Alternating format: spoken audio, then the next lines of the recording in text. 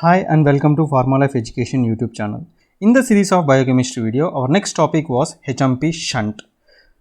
And what is the use of this HMP shunt? HMP shunt will not produce any energy.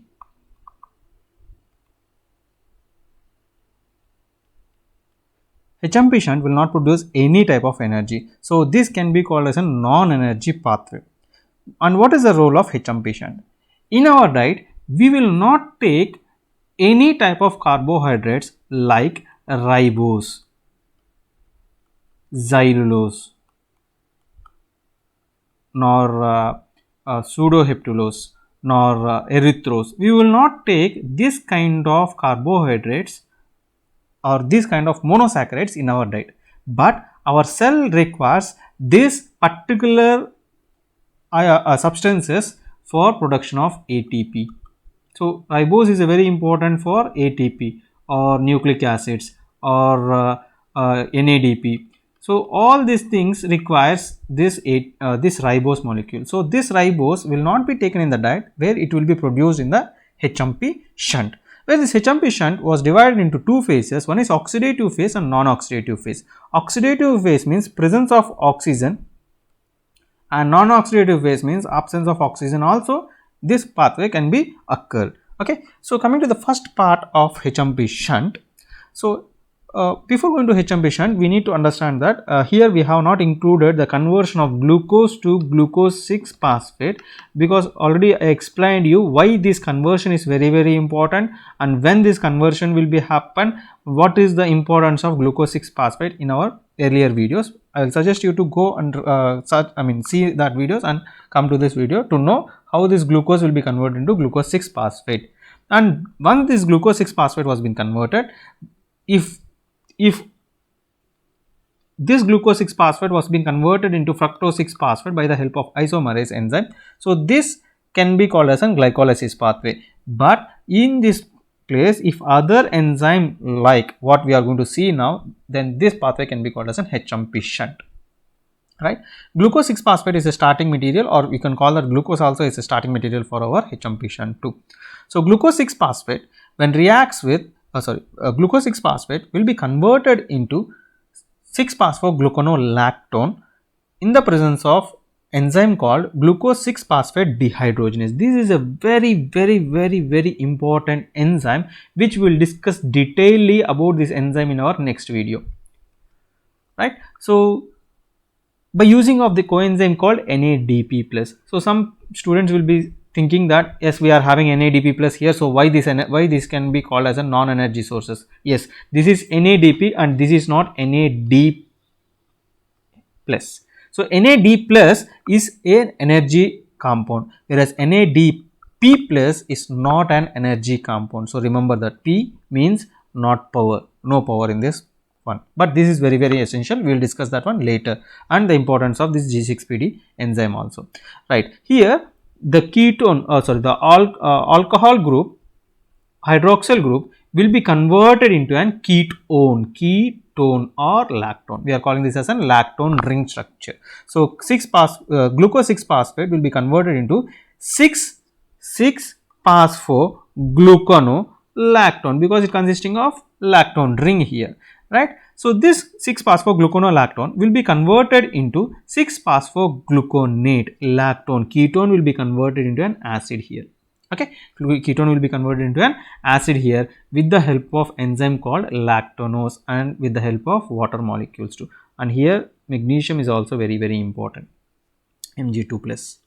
Right? And next one, this 6-phosphogluconolactone which will be converted into ribulose 5 phosphate, which this is a 5-membered keto monosaccharides. This is a 5-membered keto monosaccharides. So the enzyme used here was 6-phosphogluconate dehydrogenase, and the coenzyme used here again was NADP plus. It's not NAD plus, it is NADP plus. Right? And also it will be eliminating the carbon dioxide. So here we are going to eliminate this carbon dioxide.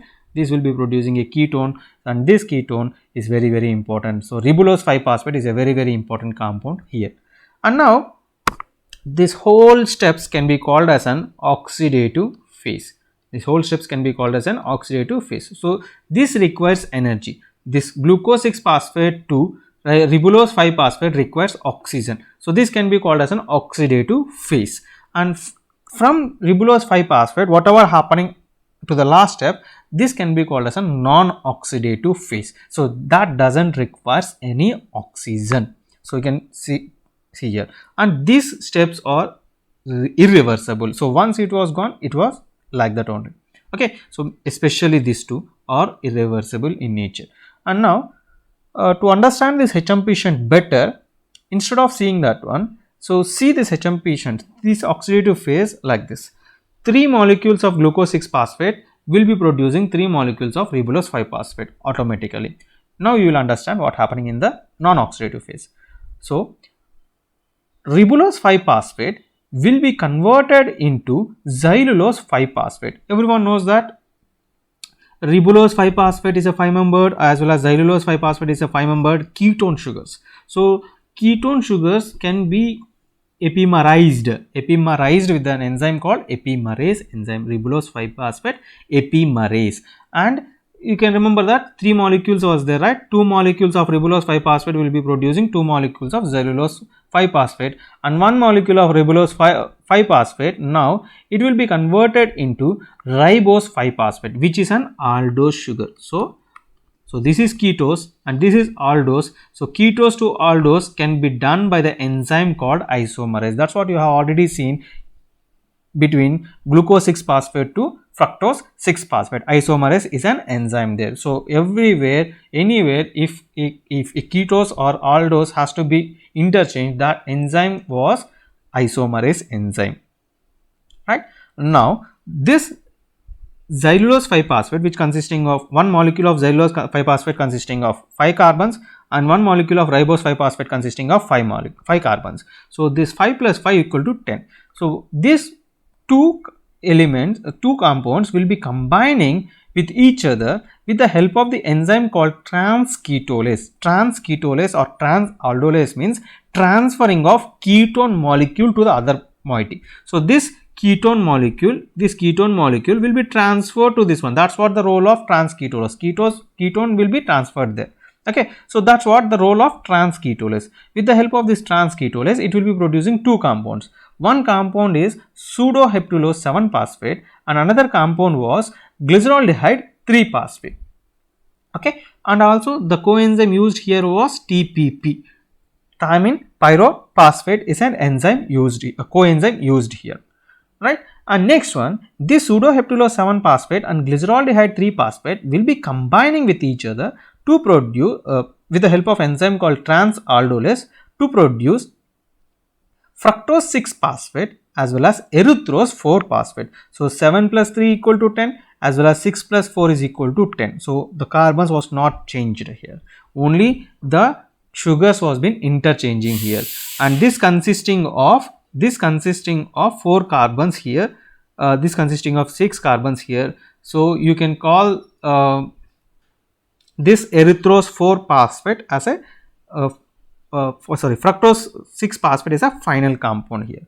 And now this erythrose 4 phosphate will be as such like that. So what happens here, we have used only one xylulose reacting with one ribulose, right? And one more xylulose is free. Now the one xylulose will be reacting with the left erythrose 4 phosphate to produce a compound called glyceraldehyde 3 phosphate as well as fructose 6 phosphate. This is the end product of our HMP shunt with the help of enzymes called transketolase enzyme, with the enzyme called transketolase. So understand students, transketolase, transaldolase, transketolase is an alternative one, and epimerase, isomerase you can easily remember here, right? So understand this one, whenever the trans means transferring, aldolase means aldose will be transferred, ketolase means ketose will be transferred here and there.